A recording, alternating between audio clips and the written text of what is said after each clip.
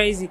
Like, there's people who get in the ring and they stay in the ring, and God forbid, and it's so terrible, but they end up losing their life to win. So his job was to go out there and rip up the scripts, and unfortunately he couldn't do that. But we move on, you know. He moves.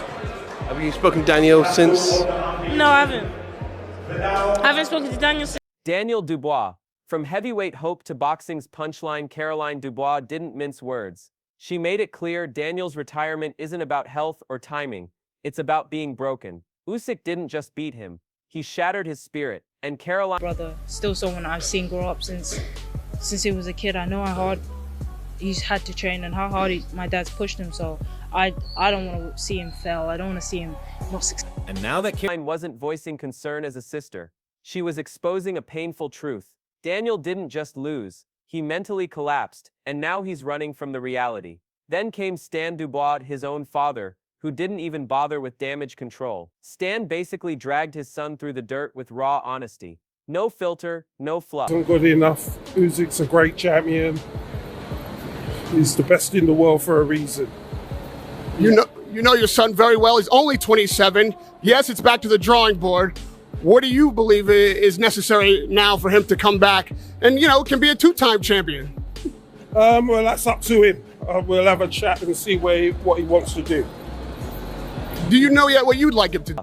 He said Daniel just wasn't good enough and left him to figure it out alone. This wasn't fatherly support. It was public dismissal. Stan sounded like a man who's done believing, done hoping. It was more betrayal than backing. Eddie Hearn joined the chorus, but with a smirk. Fight fans, because we've got a chance to make the biggest fight in boxing, but, you know, if that is the last we see of him, he's had a great career. I doubt it. But, you know, it's always best to come into retirement to make sure someone pays you to come out of retirement. But if that's his lot, much respect to him and wish him all. His words were classy, but the sarcasm cut deep. He joked that Dubois might be retiring just to stage a payday comeback later, like a washed-up actor begging for one last sequel. Brutal, Hearn's not wrong either. The circus vibes are real now, and Daniel has become British boxing's ultimate punchline. Even Frank Warren, the man who backed... I think that's the decision he's made, and we've had, I mean, what he's given to British boxing has been amazing. Dubois for years sounded like he was faking respect just to stay professional. His praise was lukewarm at best. He's been amazing, Warren said, except Dubois quit in the ring and is now quitting the sport. You could hear the relief behind Warren's forced compliments. After years of hype, it's all crumbled. Then came Johnny Nelson, never one to sugarcoat anything. He took his shot with a I don't believe he's retired. I don't believe he's done.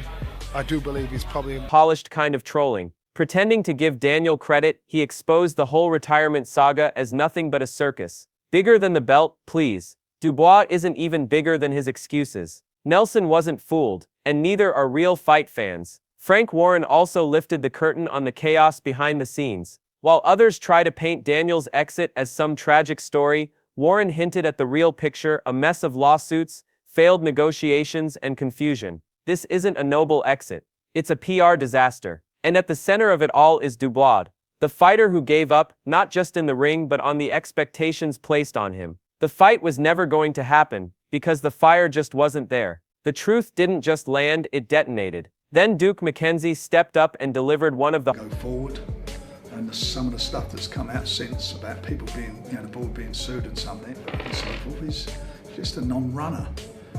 It's harshest takes yet. No emotion, no filters, just a sledgehammer of reality. He called Dubois' retirement a slap in the face to his own father, and he's right. Imagine training your son for years, watching him rise, only to see him fold under the brightest lights. It's not just disappointing, it's humiliating. McKenzie called it what it was, betrayal. Dubois didn't just let fans down. He let down his family, his corner, and the legacy he was supposed to carry. And fans, they've turned. Because this isn't how warriors walk away, it's how pretenders make exits. Enter Gareth A. Davies, cutting through the drama with precision. He scoffed at the idea that Dubois can ride off into the sunset satisfied. There's no peace in this retirement. It's not closure, it's avoidance. Gareth exposed the contradiction. Dubois wants to quit after a brutal loss but still leave the door open. It's just wrong, in my book.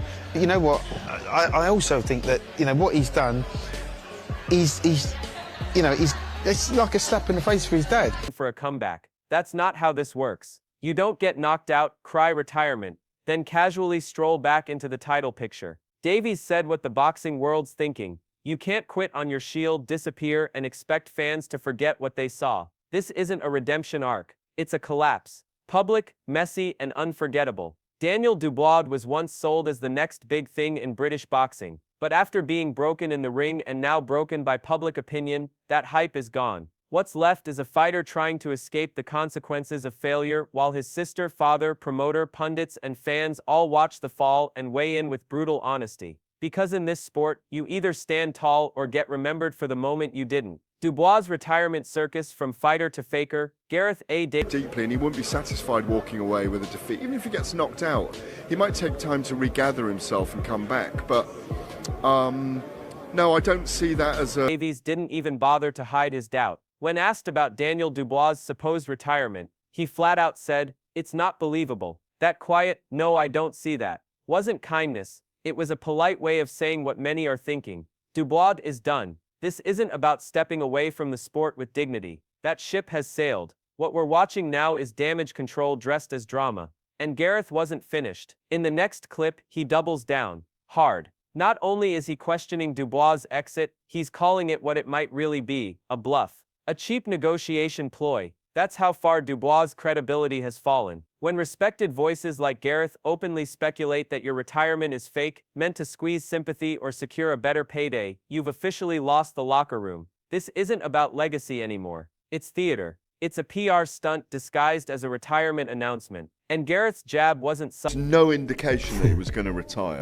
Was it just, I'm throwing this out there as a negotiation? It was deliberate. A direct hit to the core of what little belief remains around Dubois' intentions. It paints him as desperate, scrambling for relevance with headlines, not performances. Once hailed as a future star, Dubois now finds himself branded a quitter, or worse, a manipulator. This is how far the saga has spiraled, from champion to coward and now possibly con artist. The boxing world isn't buying the narrative anymore. If this was a tactic, it's backfired brutally. Then Don Charles enters the picture and offers what was supposed to be a hopeful prediction, but even that lands like a veiled insult. If it's written, he'll win another. That's not belief. That's a shrug disguised as optimism. Charles didn't forecast a comeback. He prayed for one. Even those who once believed in Dubois now sound like they're clinging to fairy tales. There's no conviction left, just vague, half-hearted hope.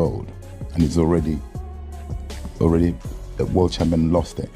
And between now, It speaks volumes when the people in your own corner no longer speak with fire. The bar used to be high for Daniel Dubois. Now fans are just hoping he doesn't fade away entirely. Meanwhile, the trolls are having a field day. Even Anthony Joshua tried to send an inspirational message, but it only made Dubois look worse by comparison. AJ spoke about pushing through adversity, surviving setbacks, and rising again. All the things Daniel didn't do. The irony was brutal. While Joshua talked like a man who's walked through hell and kept moving, Dubois stumbled at the first sign of pressure and waved the white flag. And what stung most? Joshua never even mentioned Daniel by name. He didn't have to. The contrast was glaring. AJ's words were about resilience, self-belief, and digging deep when things get dark. All the things Dubois failed to show when Usyk turned up the heat. Dubois tried to share the same stage as Joshua, but mentally they're not even in the same league anymore. Joshua has shown what it means to fight on. Dubois showed how fast he'll fold.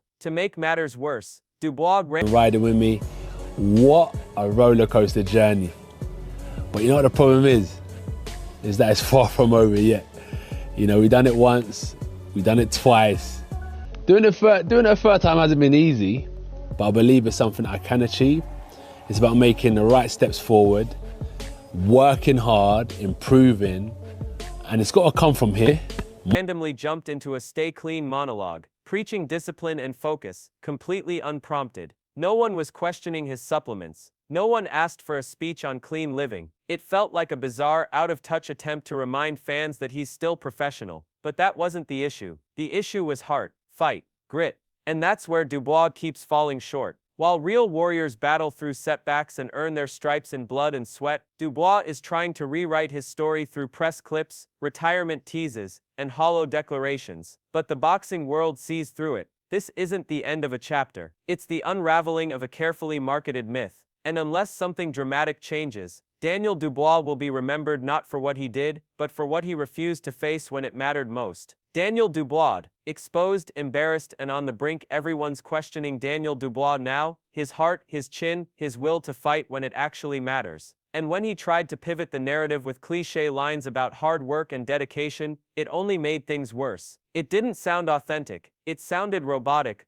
Stay clean. I know I'm clean. I don't use anything, you know. It's just hard work and dedication. Like he was trying to convince himself more than anyone else. Let's be clear. Dubois isn't the victim here. He wasn't robbed. He wasn't outgunned. He quit. And no amount of protein powder or clean living talk will wash that off. The fans aren't demanding clean test results. They're demanding accountability. But instead of facing the music, Dubois gave us a scripted monologue no one asked for. At a time when the boxing world is calling out his grit, he starts talking supplements. The disconnect is wild. This clip didn't help. It hurt him. Badly. He came across like someone drowning in public perception, desperately clinging to anything that might sound respectable. But here's the truth. Respect isn't earned in interviews. It's earned in the ring. And Daniel lost all of it there. Then came Derek Chisora, and he didn't hold back. No filter, no sugarcoating. Just the kind of brutal honesty the sport thrives on. He called it like he saw it. Dubois quit, and he didn't stop there. Chisora tore into the whole preparation, calling it weak, calling it embarrassing. He pointed out the truth everyone else was tiptoeing around. This wasn't just a loss, it was a collapse. Man, they quit. I don't understand. You know, they were supposed to train him different. They did not. I mean, like, it's big time. It was set for him to win it. You know, it was set for him to win it. You know, when I went to graduate, he said, "How you feel?" You know, Don Child goes to me, "Oh, go suck your best friend's dick." I'm like, okay. From planning to performance. And just when you thought it couldn't get more chaotic, Don Charles jumped in with a response that was more emotional breakdown than defense. His meltdown captured the disarray surrounding Dubois's entire camp. Even he couldn't make sense of it. His fighter had every advantage, and still crumbled. It wasn't a shock, it was a catastrophe. Derek Chisora's raw reaction echoed what fans have been thinking for months. How was Dubois ever hyped as the next British heavyweight hope? He can't even hold it together mentally. It's not just a failure. It's an insult to fighters who bleed for legacy. When Chisora talks, it's from the trenches. And in his eyes, Daniel Dubois isn't a warrior. He's not even close. One of the most humiliating moments in all this, Don Charles being left completely speechless. The man who's usually loud, confident, and passionate, reduced to stunned silence. Round 4 wasn't supposed to be the end. It was meant to be the start of a comeback. Instead, it became the final nail in Daniel's credibility. Don couldn't defend him. He didn't. I usually got a lot to say. I'm speechless. The fight ended in round 4, and we got conned out. He didn't even try. He blamed circumstances, hinted they were misled. But deep down he knew. Everyone knew. Daniel just didn't show up when it counted. That round 4 collapse didn't just break Dubois.